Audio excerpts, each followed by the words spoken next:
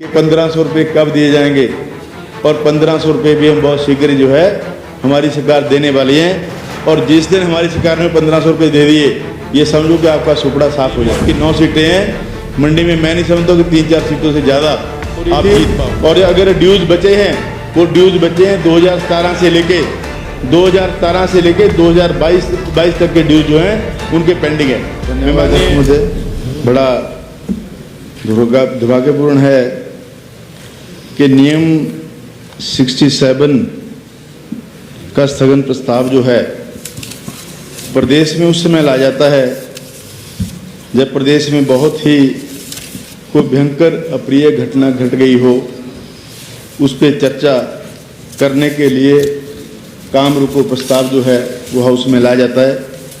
ये बड़ा दुर्भाग्यपूर्ण है कि कल बहुत ही इम्पोर्टेंट विषय पे हमारे माननीय सदस्यों ने अपने अपने क्षेत्र के बहुत ही इम्पोर्टेंट इश्यूज जो है प्रश्नों के माध्यम से और चर्चा के माध्यम से क्वेश्चन आवर के इसीलिए लगाए थे। और मैंने भी एक इशू लगाया था कि प्रदेश में जो मृत्यु हो जाती है एक्सीडेंटल के केसेस में, तो उसमें बहुत सारी ऐसी चीज़ें हैं जिनको कवर नहीं किया जाता है। जैसे कोई मजदूर छत पे काम कर रहा है, किसी पैड पे चढ़ा हुआ है, उसकी मृत्यु मकान से गिर के हो गई और उसकी मृत्यु जो है फिसल के सीढ़ियों से होगी, उसमें उसको कवर नहीं किया जाता है। बहुत इंपॉर्टेंट इशू नियम 62 में मैंने लाया था, लेकिन पिछले कल का पूरा बिजनेस जो है बेवजह जो काम रोको प्रस्ताव विपक्ष की तरफ से लाया गया उसकी भेंट चढ़ गया। और सब महत्वपूर्ण चर्चाएं जो है माननीय विपक्ष की तरफ से जैसे दिशाहीन हो, मुद्दा विहीन हो और बेतुके के स्थगन प्रस्तावों की भेंट चढ़ गया। अध्यक्ष महोदय, माननीय जयराम जी कल सत्ता पक्ष को धमकाते हुए नजर आए। जैसे जयराम जी का मुख्यमंत्री बनना तय हो गया है और कल तो उन्होंने यहाँ तक कह दिया कि जो संस्थान जो है मौजूदा सरकार अभी से खोलेगी पहले दिन से, उनको हम रिव्यू करेंगे। और मैं पूछना चाहता हूँ माननीय जयराम जी से कि मेरे विधानसभा क्षेत्र में जब मैं 12 से 17 तक विधायक था, बहुत सारी उन योजनाओं, बहुत सारे उन भवनों, बहुत सारे पुलों और शिक्षण संस्थानों का कार्य जो है, प्लीज डोंट इंटरप्ट, कार्य जो है वो शुरू किया था।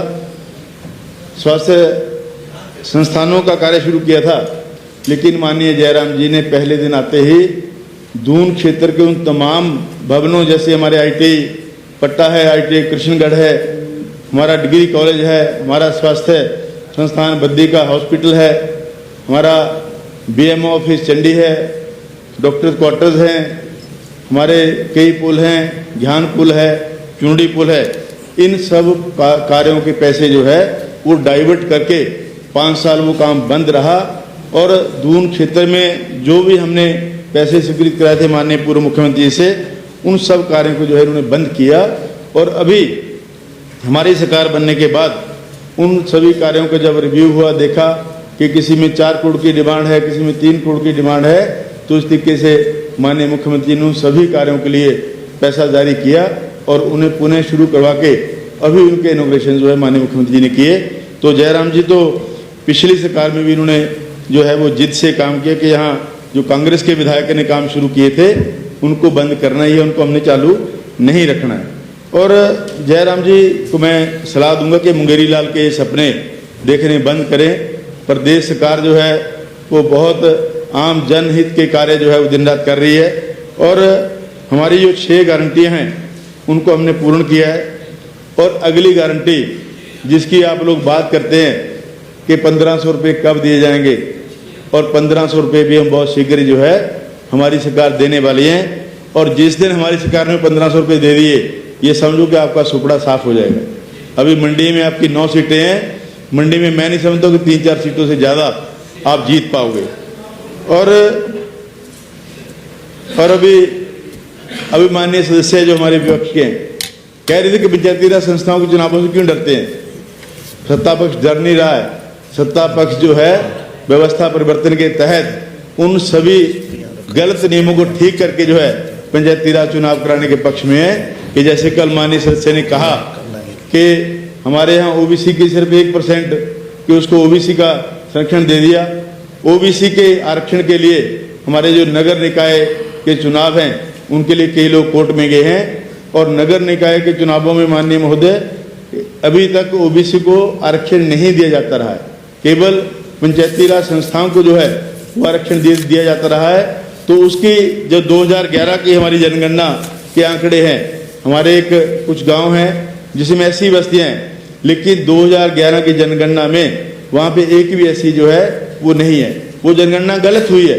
उस जनगणना के भी देखने कि ये भी जो लिस्टें हमारे पंचायती राज विभाग ने बनाई थी आरक्षण की, उसमें देखा गया कि कई जगह पिछले 3 टर्मों से लेडीज ही जो है उसकी आरक्षित लेडीज के लिए आ रही है और अभी भी वो लेडीज के लिए आ रही है। हमारे माननीय विधायकों ने सीएलपी में ये प्रश्न किया कि बार बार जो है 2 बार से ज़्यादा कोई भी सीट जो है वो आरक्षण उसका नहीं होना चाहिए।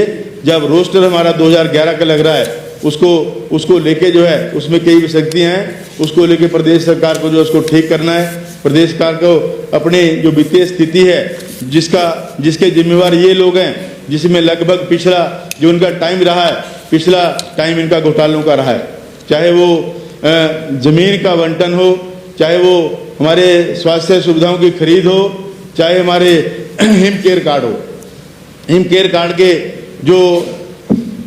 कार्ड का जो सुविधा है वो उन गरीब लोगों को दी गई थी महोदय जिनको स्वास्थ्य लाभ की जरूरत है, लेकिन पिछली सरकार ने उन डॉक्टरों के जिनकी डॉक्टरों को 1 लाख की इनकम नहीं थी, पंचायती उन डॉक्टर्स के हॉस्पिटल के लिए पैसे जो जारी किए, जो बहुत ही दुर्भाग्यपूर्ण है। चलिए please confine yourself to the issue. इन सब चीजों की जांच होगी, otherwise nothing will go on record. कि आपकी स्थिति जो है if you will speak out of the issue then I will not permit to speak. बस this is a question to everybody. कल हिमकेयर की बात उठी, कल एचआरटीसी के लोगों के जो ड्यूज है उसकी बात उठी, उस पे भी आ रहा हूँ, उसमें भी आ रहा हूँ। चर्चा का विषय है जो मामले आप उठा रहे हैं उसका जवाब देना हमारा काम है। और सर प्लीज राम कुमार जी, प्रधानों की उसको भी आपका पंचायत इलेक्शन का रिजल्ट जो है वो इनको आपके इसकी बात पता चलेगा जब ये बात करते हैं कि हम भाग रहे हैं।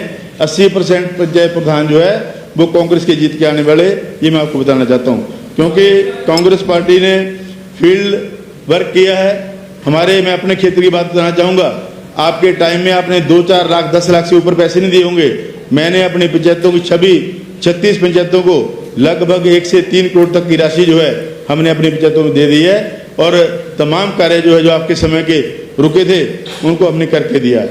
और कल इन्होंने ड्यूज की बात की, हमारे भाई त्रिलोक जम्वाल जी कह रहे थे कि एचआरटीसी की बसेज आप लेके जाएंगे, आपका वो हशर क्या करेंगे, वो धर्मशाला में आपका स्वागत करेंगे। तो अध्यक्ष महोदय आपको कहना चाहूँगा कि 2022 में जब हमारी सरकार बनी, 2022 से आज तक के जितने एचआरटीसी के कर्मचारी रिटायर हुए हैं उनके ड्यूज जो है मौजूदा सरकार ने तमाम ड्यूज दे दिए। मेरी कल परसों बात हो रही थी और अगर ड्यूज बचे हैं वो ड्यूज बचे हैं 2017 से लेके 2022 तक के ड्यूज जो हैं उनके पेंडिंग है। मैं माननीय जयराम जी से कहना चाहूँगा कि अगर आप दिल्ली जाएं कि हमसे हमारे समय के ड्यूज जो है वो दिए नहीं गए, तो आप कृपा करके एचआरटीसी के कर्मचारियों के लिए कोई विशेष पैकेज जो है सेंटर से लाएं ताकि उनके ड्यूज जो है वो दिए जाएं। उसके जिम्मेवार जो है वो हमारी सरकार नहीं, उसके जिम्मेवार आप लोग हैं। और जो ड्यूज आपने नहीं दिए, लोगों को रिटायर कर दिया। सुनो, जिन लोगों ने पूरी जिंदगी हिमाचल प्रदेश के लोगों की सेवा की, उनको रिटायर करके हार डाल के घर भेज दिया। एक दीवानी जो उनके फंड्स कटे थे, जो उनका ग्रेच्युटी कटी थी, 1 रुपया भी इस मौजूदा पुरानी सरकार ने जो है उनको नहीं दिया। वो आपके टाइम के ड्यूज हैं।